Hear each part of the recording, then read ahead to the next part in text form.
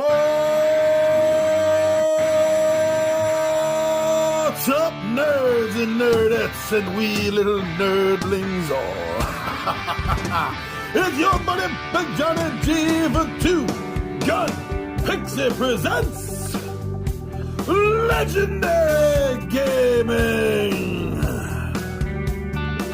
Midday Monologue Monday. It's here, it's now, it's time. What time is it where you are? It doesn't matter. It doesn't even matter what time it is here now. Time is irrelevant at this point. This has already been filmed and shot, and you're watching it whenever. I'm in a timeless void. But yet I'm aging.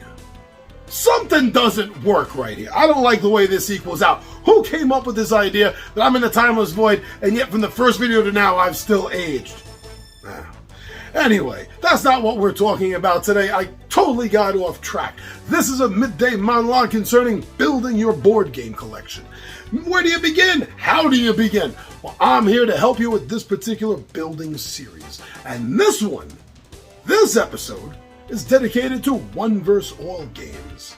That's right, those games where one player decides he or she is good enough, smart enough, trickier enough to take on everyone else. Come on, why don't we take a look at what some of these great games are that you can build your collection with.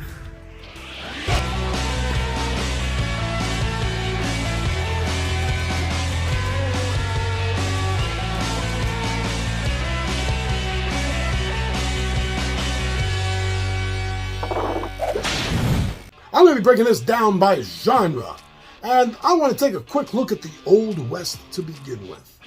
Now, there is a game called the Donner Dinner Party. It might not be one versus all, depending on the number of players in their game. It may start off with a second cannibal, but this hidden role game fills that role, more or less, with the one versus all aspects.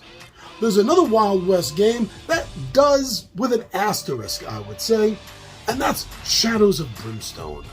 This game can be run a la RPG D&D style with a game master running everything, therefore being a one versus all game. But being a game master, you're not really versus everyone else. And this isn't the normal way the game is generally set to be played, which is why it has an asterisk. But if you're interested in Wild West games, where it's one person versus everyone else, those are two good westerns to start with.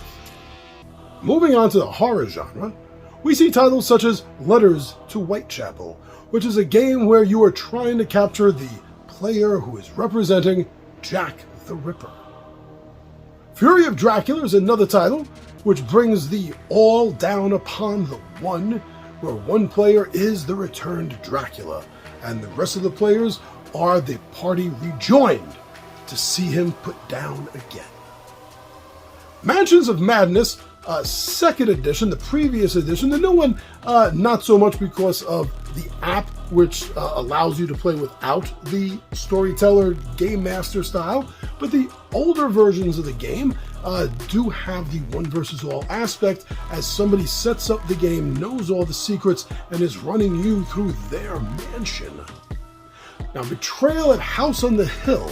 This is another one where one person is the villain, but in this case, nobody knows if they're the villain or not. The villain isn't even revealed until about halfway through the game. So you're still acting like you're part of the team because you are, until you're told otherwise. Science fiction games. Here we see some titles such as Level 7 Omega Protocol, where one player is running the aliens that have escaped from this facility that they've been working with the humans about, and now the players, the sort of Marines, kind of like the Space Marines from Aliens, are the ones that are sent in to deal with these rebelling aliens, and the one player gets to control all of them and fight off the group of players running the Marines. Spectre Ops has that same similar kind of feel, only this takes it and places it in a dystopic sci-fi future setting where one player is the spy trying to get in and hack needed information from the evil company who has several very special bioengineered bodyguards and hunters trying to capture that one. If you have a feel for Star Wars, then you're going to want to add Imperial Assault to your One vs. All collection of games. There is an app. You don't need the one to run everything. But if you don't have the app, or you want that feel of a player versus everyone else, of the Empire versus the Rebels, then one player can take those reins. This can be a downright knuckle-dragging fight between the Empire player and the Rebel players. Fantasy games. Now these may be the meat and bones of true One vs. All origins. Maybe not, but it sure feels that way to me at times. And there are some great classic One vs. All games in the fantasy genre. You can't ignore one of the oldest and yet newest at the same time titles, and that's Hero Quest. In this game, just like the classic game, a party is sent down into the dungeon while Zargon, the evil dungeon master style character, runs everything and knows everything that is going on. Can they defeat the forces of Zargon? Your players will be hard pit to stop this evil wizard. Lord of the Rings, Journey Through Middle-earth. This is a Middle-earth, a Tolkien-esque version, basically of Star Wars Imperial Assault. In this game, your Dungeon Master style character or an app can run you through the adventures in Middle-earth, while your players are going to be playing some of the most classic characters in that world setting, and the other player is going to be running all the dark forces of the evil one. This is a classic One vs. All game, and so true of a sense.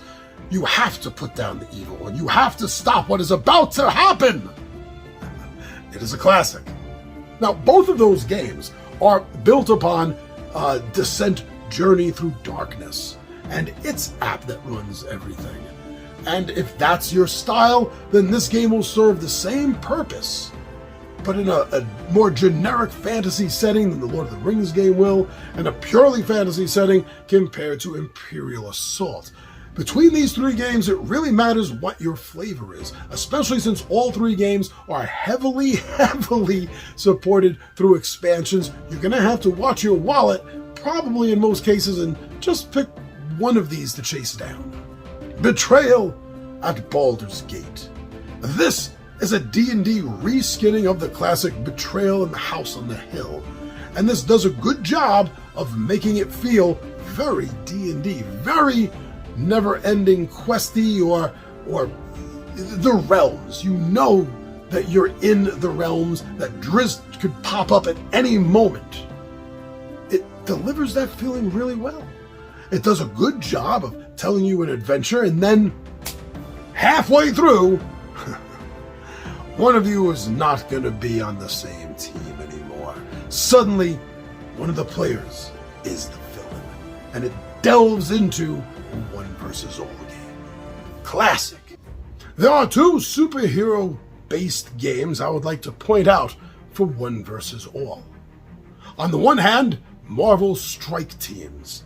In this, a player is picking out who their heroes are to go up against another player using the villain side.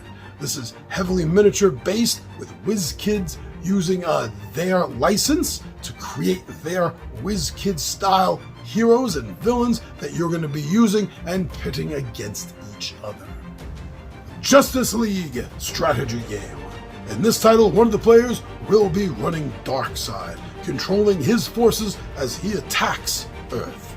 The players, they will be running members of the Justice League, and it is their job to save as many people as they can while stopping this villain. If you have a feel for the Justice League, this is the one and all game you've probably been looking for. If you've been looking for some great titles to add to your collection, or even start building your collection with, concerning One vs. All titles, those are some of my favorites that I've played over the years. Have I missed anything? Was there something you thought should have been on that list? Please put it in the comments section so other viewers will know what your opinions are concerning what are great One vs. All games. I want to know too. Maybe I'm going to get them for my collection. Convince me, please. I'm your buddy Big John G, the Two Gun Pixel presents Legendary Gaming, and I am out of here.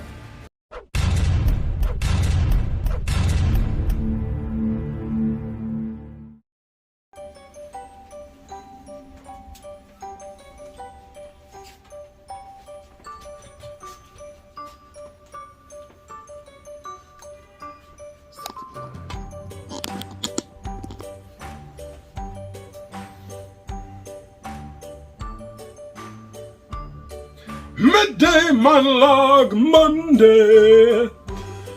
Why did I give up singing? Hey everyone, what's up? How we doing? Good to be seen by everyone today, whatever day it is that you're watching this video. Thank you for watching it. We do put up a video every day of the week, and every Monday is a Midday Monologue Monday, as you see here. Now, today what I want to talk about has totally eluded my mind. Wow, I've shot 3 things already and I just completely lost it. Oh, yes, of course. Let's do this over again. Save that for the end.